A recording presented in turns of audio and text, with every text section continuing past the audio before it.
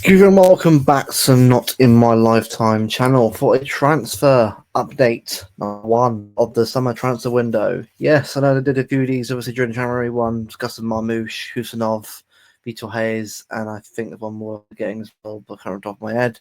Echeverry, I think, yeah. So I thought I'd bring him back. This week I meant to do a stream this week, but unfortunately quite busy in personal life right now. So I thought I'd do a couple of videos for you guys. At least that way, there's some content out discussing the latest news. And next week we've got our season review panels. Obviously with a few people that are on the channel, and another one with four and then more lads, which should be good. So the two next week, some good content next week should be good.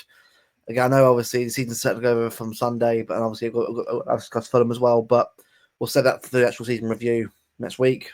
But until then, big transfer news obviously today, and we'll discuss that here and now.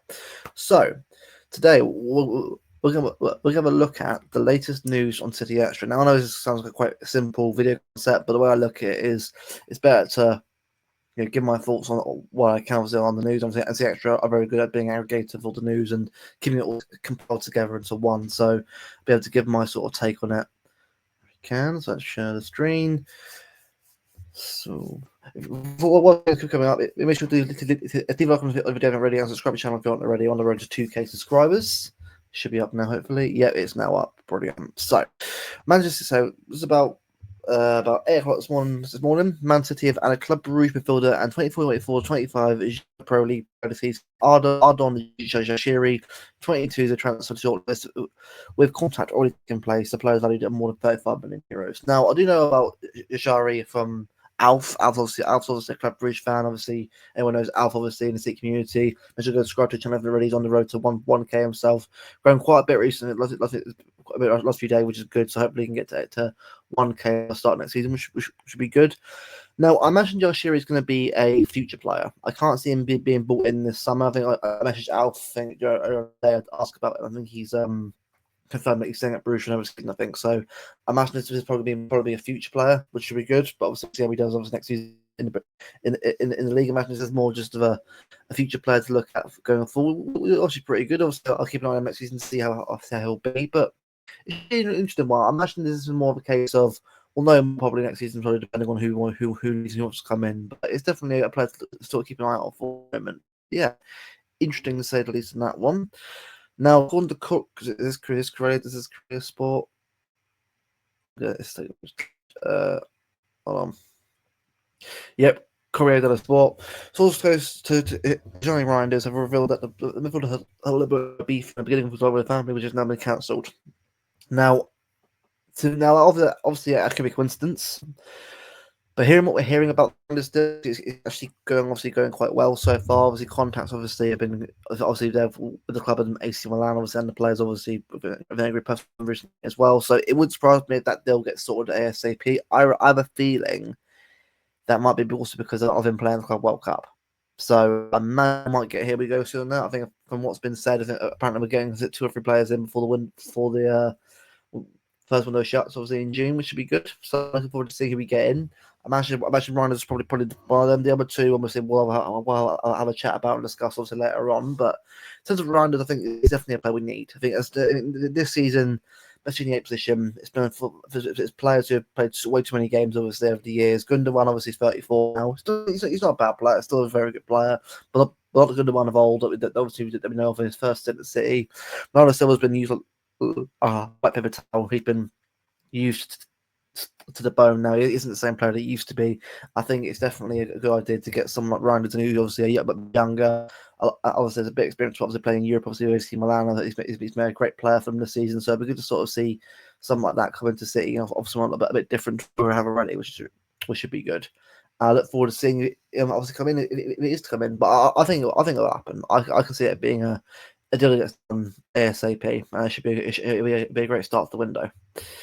Now, this is obviously one of the biggest news of the day. Hold on, I'm going to hide down. Bear with me. Back me out. Yep, hold on, right. Oh, God. Hold on. Right, still again. Right.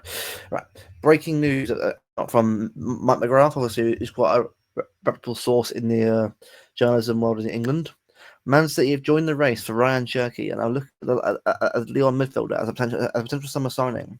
Clubs widely believe the 21-year-old has a release clause to contract around 20 million pounds to 25 million pounds, which brought away is a great bit of business if we do get that done. Now, with Cherki's a weird one. I think with Reijnders there's more distance actually happening, but with Cherki, we've joined the race. Doesn't mean that it's going to happen. Doesn't mean that it's confirmed to happen.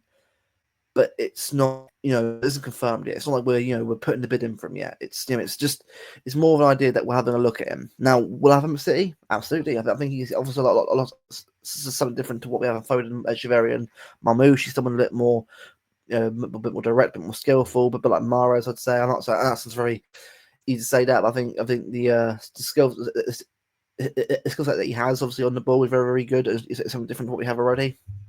I'm interested to see how that works out. Now, obviously, it's not confirmed yet. I'm not going to sort of sit here and say this is going to happen or not. I think it's be a good move if we do get it done, but I imagine once Reijnders is done, we might know a bit more about other players as we go on. But I've been told by a few people here and there that obviously some deals and some reports might come out differently for the rest of the week and the weeks to come. And again, it's 27th of May. The season just finished. Obviously, we've got a long way to go this season of many more deals to happen, many more rumours to happen. Obviously, have Cunha going to United, which is a weird move for me. I don't understand why Cunha's going to United of all teams. I get United's had the history and that, but they're terrible right now.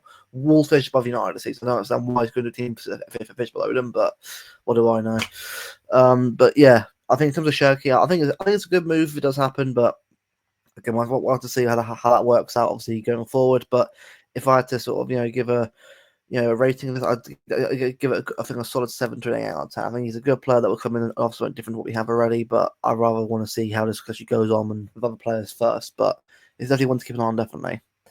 Now, the other breaking news today, Joan Garcia. Now, obviously, the Ederson news obviously been, Ederson obviously been a lot, suspected to obviously the lead this summer. Obviously, going into last year's contract, obviously he's said no to a lot of off the season. I imagine he's out the door this summer. Now, Joan Garcia with me would be a good option. I think he's been a great player for Espanyol this season in La Liga. Probably the best keeper in the league this season. I think it'd be a great deal for us. Someone younger, obviously, who's also got a bit of experience, obviously. And I think what we need down is a shot stopper. I think the age of keepers playing out from the back is kind of come and gone now, I think. And I think Ederson's been a great player for us, obviously, to have done that level of ability for the last, almost 8 years now. It's been for 8 years, which is a long time. I think he's done a great job and a great amount of service for that kind of style of player. But I just feel like we're at a point now where keepers who are good at saving shots are back in it again. I think that age of playing out from the back is now gone. I think Joan Garcia will be a great addition to come out. I know obviously it's not the big name, it's not Costa, it's not Chevalier, but I think Chevalier is more of a player right now. Obviously, I think Chevalier's rumours, as far as I'm aware, have died down a lot recently. I think it's more it's either Costa or Garcia. Now, we'll have a see, but I think judging by the fact this news, I think Garcia probably obviously is number 1 target. I think Costa's obviously number 2, so we'll see what happens. But it'll be a good move. I think the fact that he's interested in joining us is a great sign. I imagine that's probably a deal that will probably happen if Ederson does go. So we'll see what happens. But Ortega goes, so just depending on who obviously goes to summer. It could be a case of Ederson coming in as number one last year, and Garcia comes in as number 2 and comes number 1 the year after. Possibly it depends obviously what the plan's going to be. But I think it's a good move. I think I like Garcia. Obviously, from what I've seen, I haven't seen a lot of him, but I've seen a little bit of obviously to analyse and have a look at how good he is. I think he's obviously a decent goalkeeper. It'd be a good option to have going forward. But yeah, we'll see what happens on that one. The West Ham is not really news. It's more just obviously KDB to Napoli. Obviously, probably going to happen. I think that's a good move for Kev. Napoli's a great team. Won the league. McTominay's going through a great resurgence of his career right now. Billy Gilmore, Zamba, and Guisa. De Bruyne is a great midfield there for Napoli. Napoli will be a very good team next year, I reckon, especially in Europe as well. Anything else? Well, all right, yeah. So the contract talk as well with the backroom. You know what? I'll cover that here as well. We'll do another video on it. I'll rather just sort of keep it. I'll keep it all together. I think in one video. I think now. Hold on. Hopefully, just one. So obviously Jack Gordon came out today about backroom stuff. So Guardiola's backroom stuff are ready for talks with Man City over contract renewals. No offers to any of Guardiola's allies have been made prior to the end of the season. Man City have started discussing fresh terms.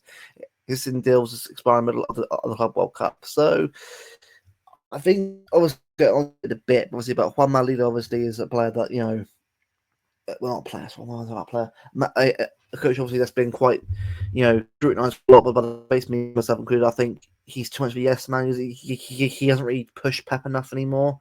But we need people in the background stuff who are going to push Pep and challenge him on what he's going to do. I think last season Pep's stubbornness sometimes and his ego definitely got in a place sometimes, especially with certain teams announcements. I think it would be good to have someone in there like Fernandinho or Iniesta sort of go in there, shake up a little bit, also offer a different point of view, like how Maresca did it for him, obviously in 2023. Arteta did it for some years. Arsenal. It's definitely worth having a fresh pair of eyes and a fresh perspective. And I think especially going into the new season next year, where it's a fresh start for us, a new era, KB, it's definitely worth having a look to see what's what future holds for us. I mean, it's difficult to sort of refresh it now.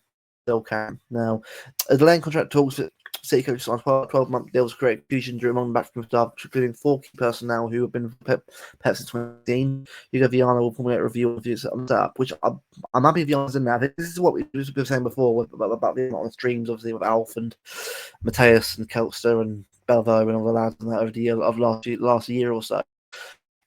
The fact is that Viana's coming in there with a fresh point of view. He's not cheeky. Obviously, he hasn't got the relationship with these people obviously for many years that he had beforehand. Viana can come in there and do an audit that's actually going to be something different. He can sort of assess what is good anymore needs to change. I think this is definitely the right kind of time for a new sport director. I think Viana's going to be a great fit, especially in the next couple of years. I think sort of legacy and then sort of like him is obviously is where things won't be sort of prevalent in about a year's time. But I think the fact that he's willing to have a view and sort of give his point of view on it is great. He's not just sort of allowing things to happen. He's sort of always looking to want things to improve. I mean, that's very important for us, obviously, going into a new season where we've won the league, obviously, Champions League, obviously, we've gone for a year of no success at all. Third place, Champions League, it's not, it's minimum, it's not what we want to be. And we've got to look at ourselves and wonder what's next. How can we massively improve to get back towards Liverpool and where they are now? So it's definitely worth this kind of perspective. Now, this also came out 4 hours ago. Juan Malida is set to leave Man City, which again I'm happy about. I think it's definitely the right. I've bet to probably leave out the club. It's great. For me, this is the perfect time now to change it up because it's been. As I said before, it's new start, a new era. It's no trophies now. Obviously, that era of domination, 4 in a row, treble, it's been brilliant. But we've got to start looking forward now into the next stage. 2025, 2026 is gonna be a big season for us, and we've got to go in there and offer something different to what we have already. I think that'll be a great idea for us. Now, I think that's great that we're looking at sort of already moving them out and getting new personnel in.